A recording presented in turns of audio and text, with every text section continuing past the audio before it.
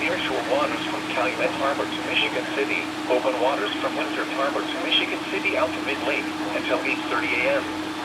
At 5:34 a.m., strong thunderstorms were located along a line extending from near McCarran to Rockford to near Sterling, moving east at 50 knots. Hazard, wind gusts to 40 knots. Source, radar. Impact, small craft could be damaged in briefly higher winds and suddenly higher waves. Locations impacted include Harrison Beaver, Crib, Wilmette Harbor, 31st Street Harbor, Monroe Harbor, Burns Harbor, Calumet Harbor, Winthrop Harbor, Indiana Harbor, Montrose Harbor, Waukegan Harbor, Burnham Harbor, and Hammond Marina. Move to safe harbor until hazardous weather passes.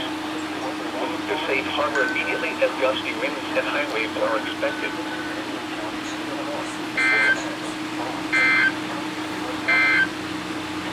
The following is